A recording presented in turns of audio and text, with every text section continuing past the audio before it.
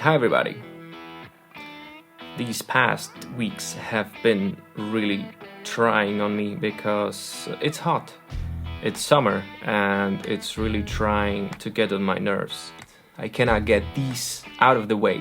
They are at all times there and testing my willpower. But on that note, this time we're gonna talk about sound design. So sit back and let's get right into it.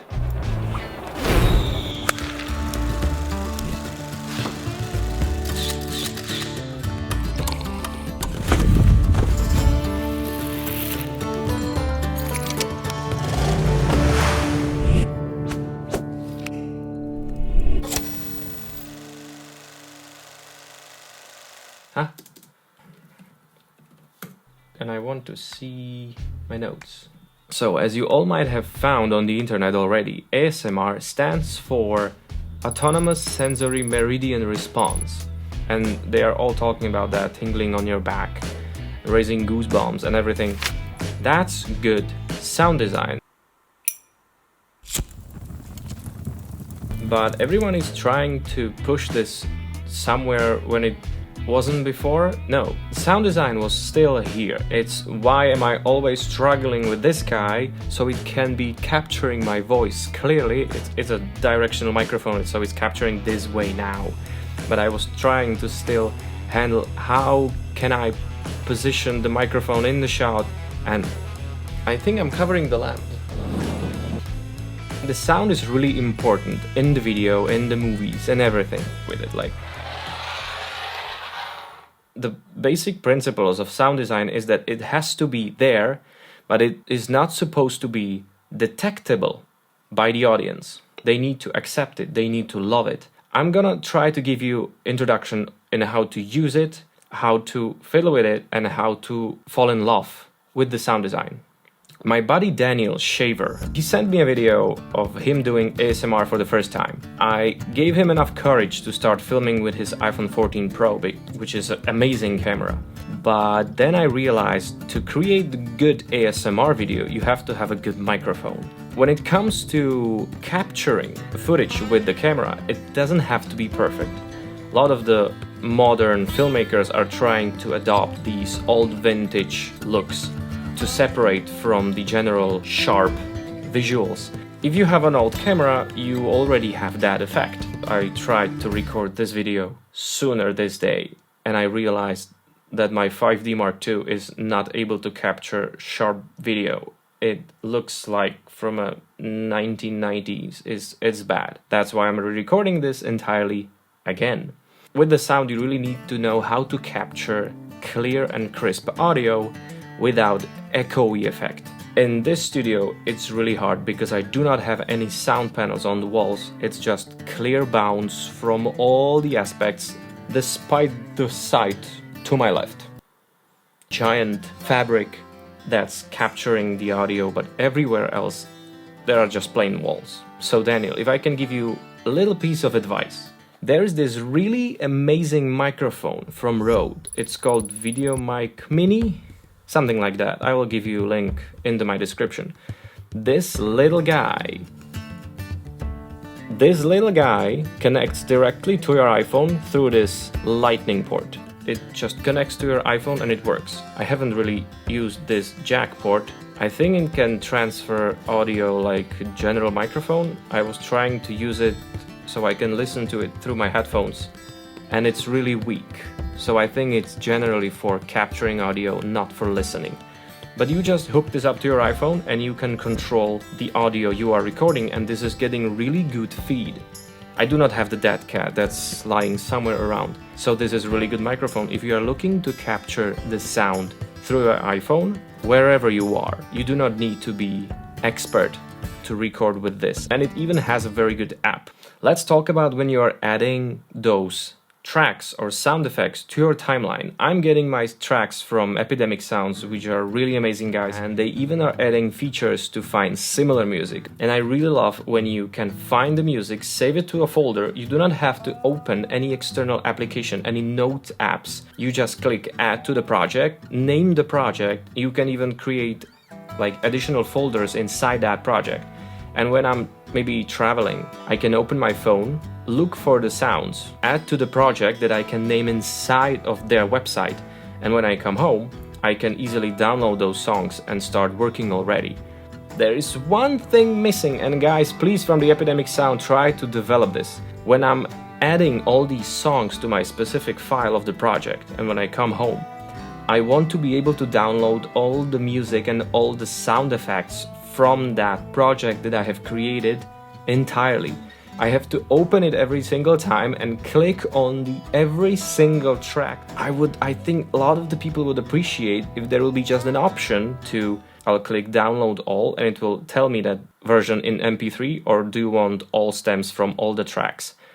And I am mostly downloading every single time all stems from all the music files, so it will be amazing if I could just click download all stems from all the songs and just go downstairs and brew myself a coffee while all the songs are being downloaded, because clicking on every single music is just frustrating. When you have finally found the very good sound effects you have been looking for, or you managed to record them with your own microphone, before adding them to the timeline, try to find whether there is like specific part from that sound effect that you want.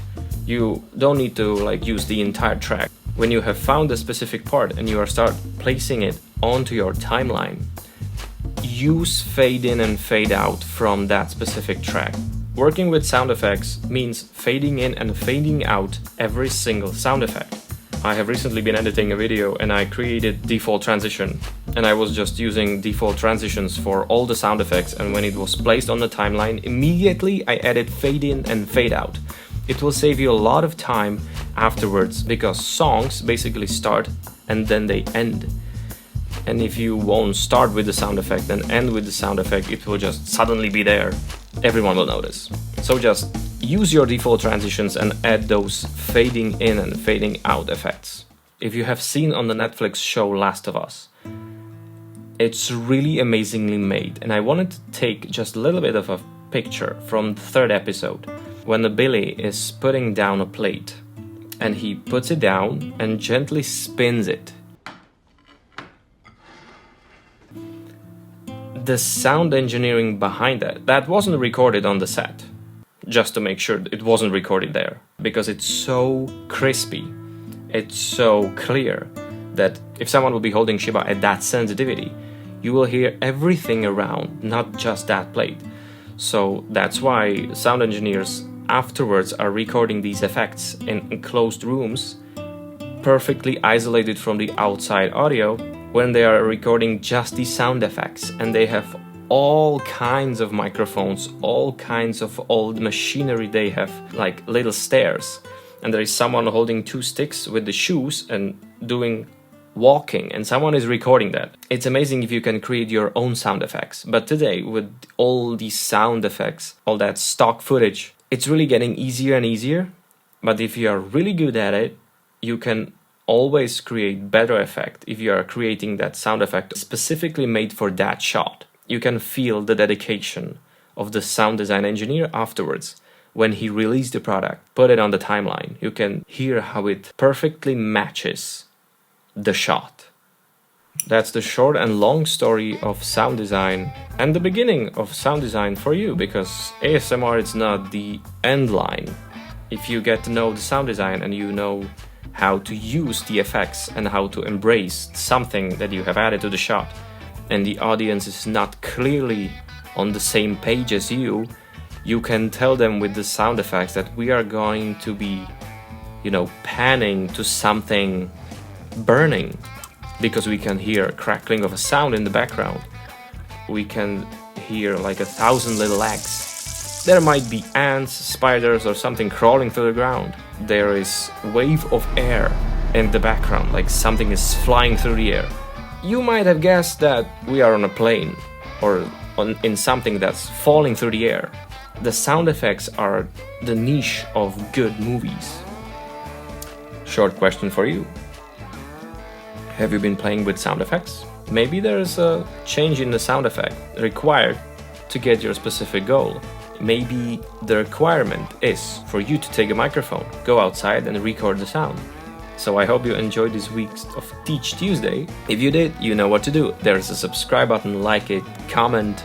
You can even ring the bell and save this to your playlist. I have been creating this playlist for just Teach Tuesdays, so you can find them more easily. If you please, you can save them to your own playlists. Just by watching this, you are already a better filmmaker. You understand the basic principles of sound design. Or maybe this is jump-starting your career because you have just realized that the sound design is your thing.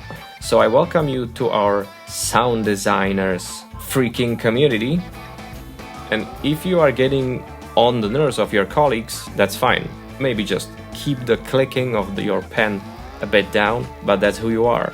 Try to use that to your advantage, or create a little bit of a video. Create a story about why clicking of a pen is important to you. And as always, stay creative.